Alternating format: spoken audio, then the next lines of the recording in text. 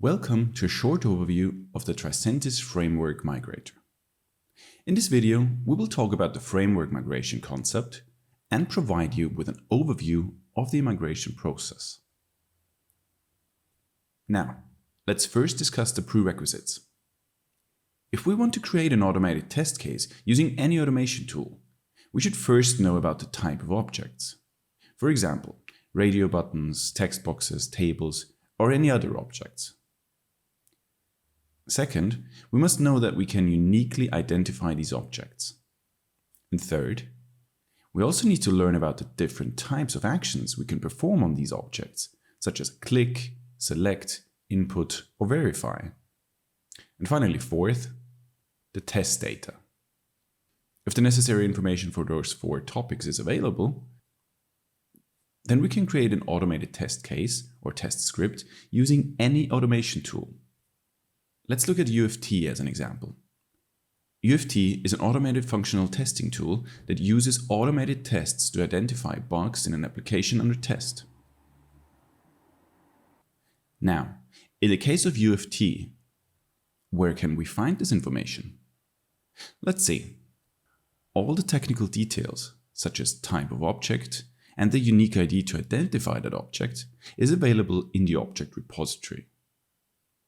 Action is available in Excel, in a test script, or in a function. And test data is available in a test sheet or in Excel.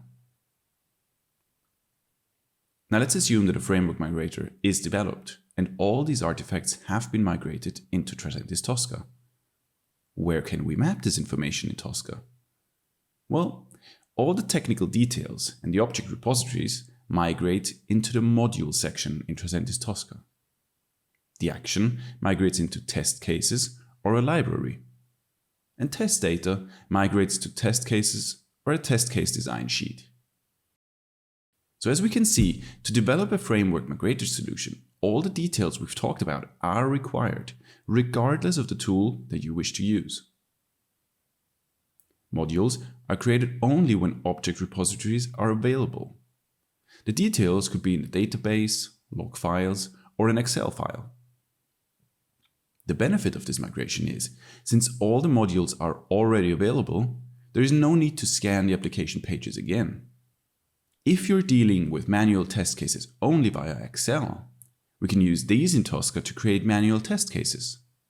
This creates a single repository for both manual and automated test artifacts within Tricentis Tosca. Alright, so this covers mapping of information. And next, we want to look at the level of abstraction.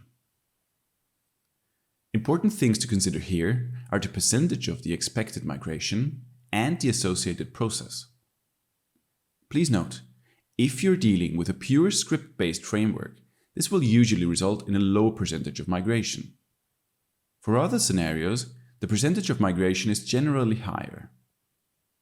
Now let's try to understand how migration efforts and migration percentages are determined. Similar to the mapping of information, there are certain prerequisites here as well. First, make sure that all the existing test scripts can be executed successfully. If the scripts have any issues, for example identifying a control, then these will be migrated to Tosca as well. Second, the engineering services team will need all the artifacts. And third, they will also need to connect with an SME who was involved in developing this framework to understand the framework and to define the mapping between different controls. And then, based on these artifacts, the engineering services team will analyze the framework. Post-analysis, the engineering services team will commit to share a high-level estimate and a high-level migration percentage.